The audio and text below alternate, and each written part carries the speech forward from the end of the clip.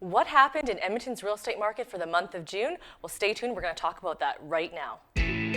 Hi, this is Melody Wilson, Edmonton Realtor, here with the market stats of what happened this summer. Other than the crazy hot temperatures, what's going on with the real estate market?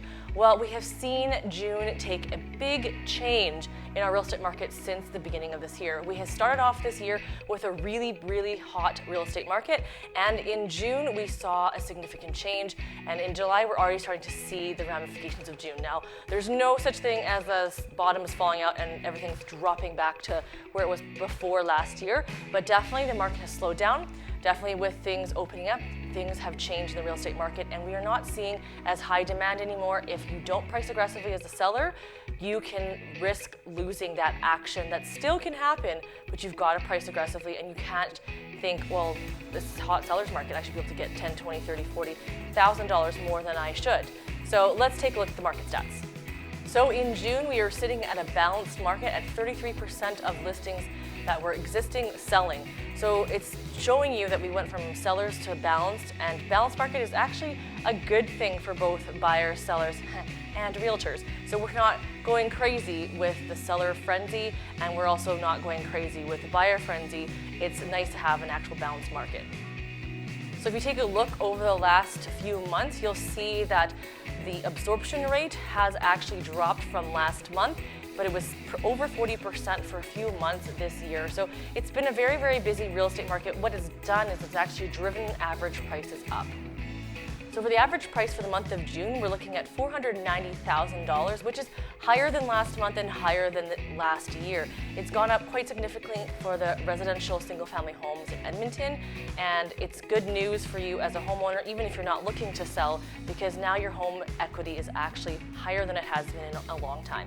So take a look at the last year. If you take a look at last year's average price for single-family residential homes, we were $60,000 lower last year than we were this year. So good news all around. I think that the market's going to continue to grow, but maybe not as aggressive as the last few months. You can see the average price trend for the last 10 years. This year, after having 6 months under our belt, we are definitely tracking a lot higher for a growth from last year in 2020.